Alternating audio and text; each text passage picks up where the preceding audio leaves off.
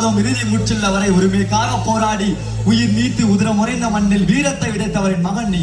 உன் கண்கள் கலங்கக்கூடாது என்று தாயின் வார்த்தைகளால் தந்தையின் அன்பை தேடி திருக்கும் அந்த சிறுவனின் கண்ணீரை நிறுத்த இயலவில்லை. தந்தை இழந்த குழந்தையுடன் தாய் நாட்டிலிருந்து வெளியேற்றப்பட்டவர்களுக்கு தாய்மரமழகே இடமளித்தது. யுத்த சத்தங்கள் எதிரொலிக்கும் நெருக்கடியில் சொந்த நாட்டையும் உடைமைகளையும் துறந்து அந்த நாட்டிலும் வரவேற்பின்றி கண்ணீர் கடலில் மிதந்தவாறே கரையை வந்திருந்தனர். அவர்கள் கேட்டதெல்லாம் ஒரு குறை நிழலும் தற்காலிக கருணையும். ஆனால் நாம் கொடுத்ததோ கூடைக்குள் குறைவிருக்கும் நிலையில் ஒரு முகாமும் கூழுக்கு கூலி வேலையும் தண்ணீருக்கு கட்டலாம் என்ற கட்டாய சட்டமும். அவர்களின் கண்ணீரை துடைக்க விரல்கள் தேடி வந்தவர்களை வரவேற்க ஆயிரக்கணக்கான அகதி என்ற முத்திரையோடு காத்திருந்தனர். பிறந்தகம் விரட்டெடுத்த போதும் வளர்த்துள்ள நமக்கு அதிகாரம் இல்லாத அகதிகளாகவும் வாழ தெரிய வேண்டும். நமது துன்பங்களை தொலைக்காட்சியில் பார்த்து இழக்கப்படும் கண்கள் அவர்கள் வீட்டு வாசலில் வேலைக்காக போய் நிற்கும் போது நம்மை ஏளனமாய் பார்க்கும் என்ற வார்த்தைகளுக்கு இணங்க அடுத்த நாளும் உதயமானது. வீரத்தையும் மானத்தையும் உடமையிலாய் கொண்டு வாழ்வாதாரத்திற்காக வந்தவர்களை விசாரிக்க வந்த காவலர்களோ அந்த புதிய நாளுடைய வரச்சொல் திருடன் தீவிரவாதி எல்லாம் இந்த கூட்டத்தில் தான் இருப்பான், அனைவரையும் சோதிங்கள் என்ற வார்த்தைகளுக்கு இணங்க சிறுவர் முதல் பெரியோர் வரை அனைவரையும் சோதித்தவர்கள் பால்மனம் மாறா பாலகனை பிடித்து இவனுக்கும் தீவிரவாத குற்றத்திற்கும் ஏதோ தொடர்பு இருப்பதா சந்தேகிக்கின்றோம் என்று கூறி அவனை இழுத்துச் சென்றனர். வருங்காலத்தில் எம்மின குழந்தைகள் தலைநிமிர வேண்டும் என்று போரிட்டவன் மகன் இன்று கூலி கூறி இருப்பதைக் கண்டு சகிக்க இயலாத தாயோ, ஐயா என் மகனை விட்டுவிடுங்கள், உயிர் பிழைக்கு எண்ணி உங்கள் நாட்டிற்கு வந்ததை தவிர வேறு எந்த தவறையும் நாங்கள் நிகழ்த்தவில்லை என்று கூறி அவள் கால்களை பிடித்து கதறியவளை கழுகளவும் கண்டு கொள்ளாத காவலர்களோ சிறப்பு முகாம் என்ற பெயரில் சிறைச்சாலைக்குள் எடுத்து வைத்து வார்த்தைகளால் விவரிக்க முடியாத அனைத்து கொடுமைகளையும் அவர்களுக்கு நிகழ்த்தினர்.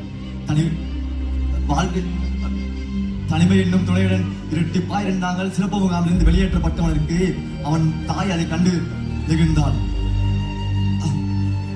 மீளா தூருடன் வாழ வந்தவர்களை தீரா பழிவுடன் வாழ சொன்ன சமூகத்தால் கனகத்தை அடையும் நாட்களுக்காக காத்திருக்கவர்களுக்கு தமிழ் எங்கள் உயிர், என் நிலத்தமிழரும் என் மின உறவுகளே என்ற வாசகம் பதித்த பதாகைகளும் சூரொட்டிகளும் அவள் வாழ்க்கையில் வசந்தம் தரும் என்ற நம்பிக்கையை அவளுக்கு கொடுத்தது.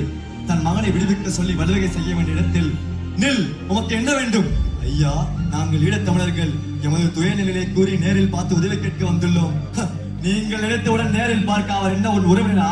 உன் கஷ்டங்களை எல்லாம் ஒரு தாயில் எழுதி கொடுத்து விட்டுச்சல் என்று கூற தன் காயங்களையும் கண்ணீர்களையும் வார்த்தைகளாக விடுத்த கடிதம் காலங்கள் கடந்து காத்திருக்கும் என்று அறியாதவளோ நம்பிக்கையோடு காலங்களின் கைகளை கொடுத்து விட்டு சென்றார். கனத்த இதயத்துடன் சுமைகளை தூக்கி கொண்டு வேலைக்கு சென்றவரின் கண்கள் உள்ளத்தை ஒழுக்கும் அக்காட்சியை கண்டு உணர்விழந்தது. இலங்கையில் இறுதிக்கட்ட யுத்தம் முடிவடைந்தது. முள்ளிவாய்க்கால் என்னும் இடத்தில் லட்சக்கணக்கான தமிழக மக்கள் இலங்கை ராணுவத்தின் வான்வழி தாக்குதலால் கொடூரமாக கொல்லப்பட்டனர் என்ற ஊடகங்களில் வந்த செய்தியோ ரத்த வெள்ளம் ஓடிய பின் யுத்த சட்டத்தை நிறுத்தினர். எண்ணிலடங்கா சொந்தங்களை மண்ணில் விதைத்தனர்.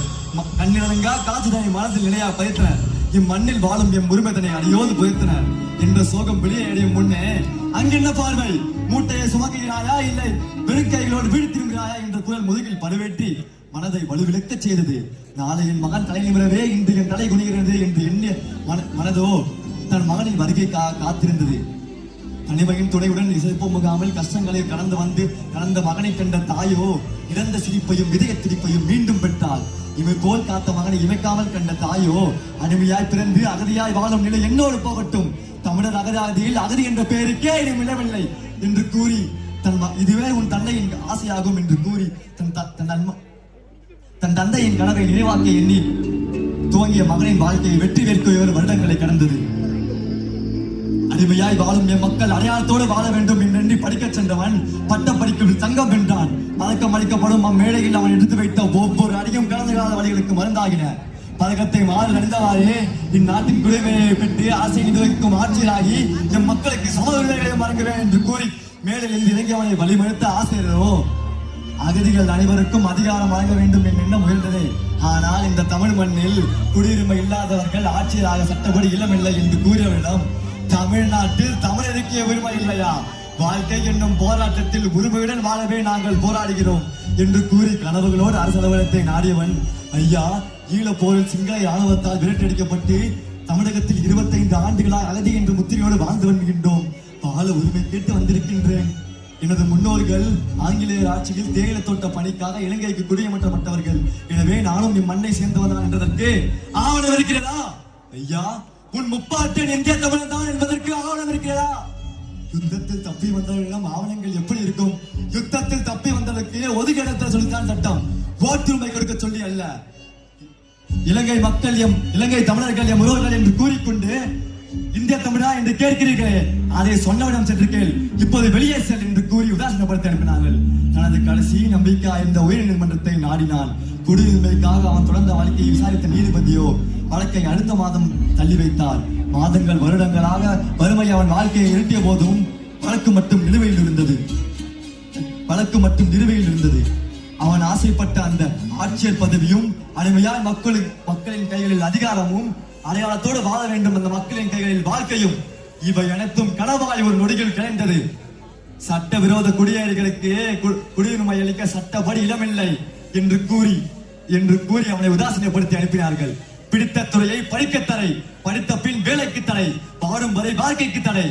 தலைமுறை தகவமையா அகதியாய் வாழும் என் மக்களின் துயர நிலை இன்னும் தோண்டு போகாமல் மாறாமல் இருப்பதை கண்டு வெகுண்டெழுந்தவன் அடையாளமற்ற அகதியாய் வாழ சொன்ன பிறகு ஈழத் தமிழர்கள் என் உறவுகள் என்று கூறுவது எவ்வகை நியாயம்? நாங்களும் மலையர்கள் தானே. இன்று எமது துயர நிலையை கண்டு நீங்கள் வெகுண்டெழுந்தா.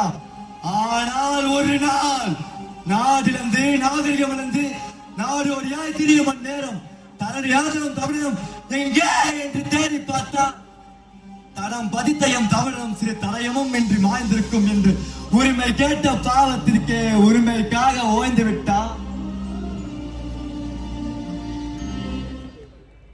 இவ்வளவு நீங்க பார்த்தது அந்த கற்பனை கதை இல்லைங்க, நம்ம அழிஞ்சிட்டு இருக்க ஒரு இனத்தோட ஒரு முக்கியமான சம்பவம் தான். இப்ப என்ன சொல்ல வரை கேக்குறீங்களா? மண்ணில் மனிதர்கள் இருக்கும் வரை அகதி என்று யாரும் இல்லை.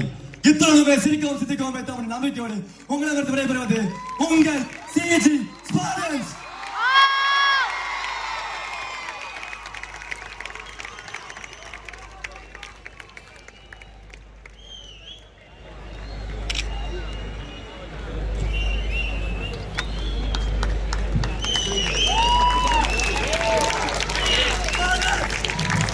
Come on, Spartans, ஒரு